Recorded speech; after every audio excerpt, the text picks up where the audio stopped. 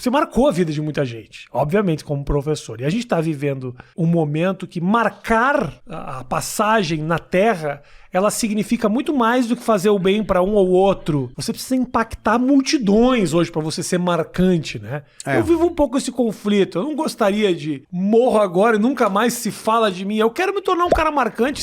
Fico feliz quando as pessoas mandam feedback. Poxa, que bacana, eu vi tua entrevista, ou eu vi teu vídeo, tua comédia, me faz bem, eu tava num dia ruim.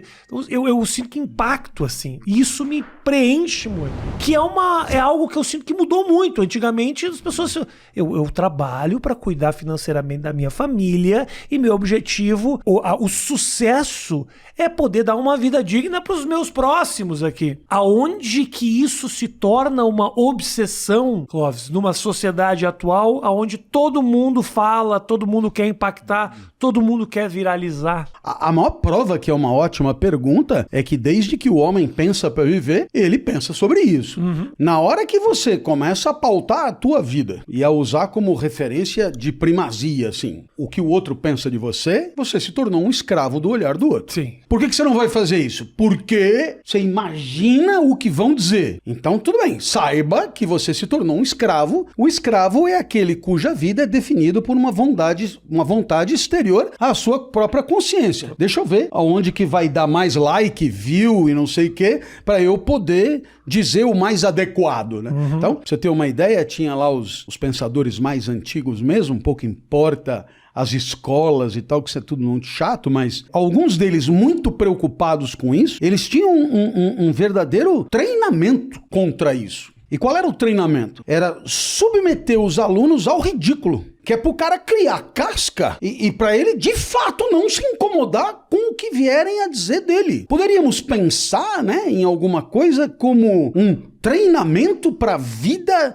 digital, que é você, na escolaridade, você ser submetido a um bombardeamento, tipo cancelamento, demolição, devastação e tal, para você aguentar o tranco e assim, quando for para valer, você tá muito mais preparado. Porque no final das contas, ninguém tá preparado para ver milhares de pessoas te detonando. Então, qual é a graça? É possível ter uma espécie de educação que é protetiva da liberdade, que é protetiva da soberania. Porque se eu quiser ter liberdade e autonomia, eu preciso estar blindado contra quem queira me escravizar. Seja ou seja, uma opinião pública, um entendimento coletivo, como você quiser chamar. Na hora que isso se torna uma obsessão, é justamente na hora que você virou escravo, porque o olhar do outro e a avaliação do outro assumem primazia como referência das tuas tomadas de decisão. Você tá falando é incrível, Clóvis. Você olhando pra mim e fala, esse cara não pensa. Eu penso, de vez em quando eu penso. É impressionante. Eu me surpreendo com o fato de eu pensar, apesar de parecer desse jeito. E o que você tá falando é incrível, porque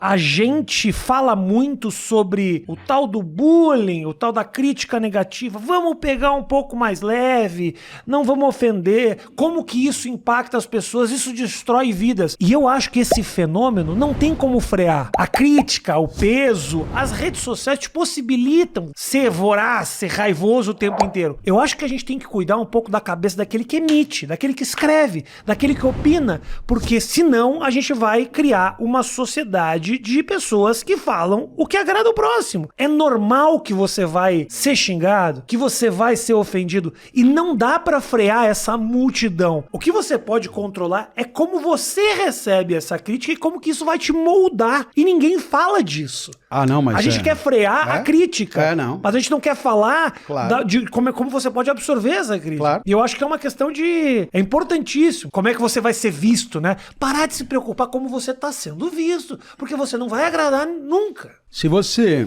imaginar que na tua vida dá pra dividir as situações entre aquelas que você que faz acontecer e aquelas que acontecem sem a tua participação e que te afetam, vamos dar um exemplo. Eu aqui tô falando e o que eu falo, bom, sou eu que decido, escolho as palavras e tal, e os exemplos, isso depende de mim. Já quem tá nos ouvindo, bom, isso dele gostar ou não, já não depende de mim. Porque depende de expectativas, por exemplo, que eu não posso controlar. Depende de trajetória, depende de repertório, depende dos professores que teve, depende do que já ouviu falar a meu respeito, depende de um monte de coisas que eu não tenho como controlar. Razão pela qual uma sabedoria óbvia é você gastar todas as fichas com o que depende de você. No caso, aquilo que eu estou falando, a produção do discurso. E não gastar nenhuma ficha com aquilo que você não vai poder controlar nunca. No caso, o que vão dizer, pensar ou sentir a partir da tua palavra. Dito isso, eu insisto, né, na questão da formação para a vida em sociedade. Né?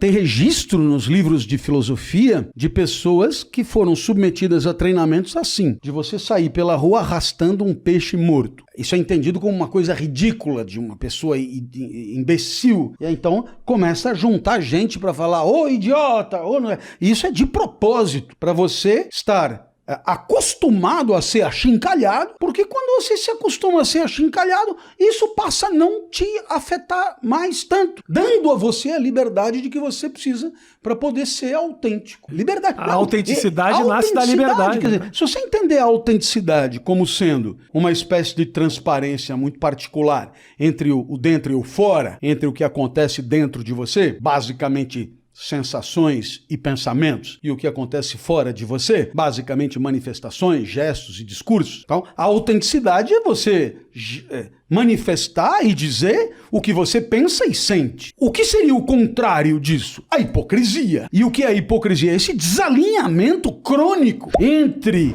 o que você pensa e sente e o que você diz que pensa e sente.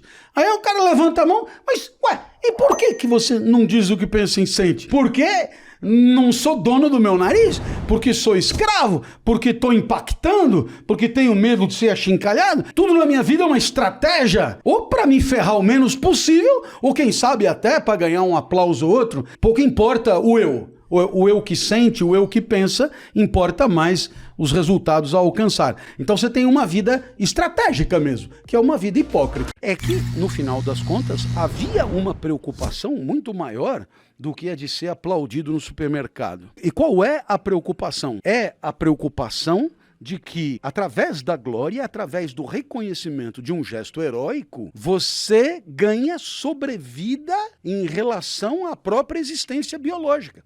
Quer dizer, é uma forma de eternidade. É uma forma de eternidade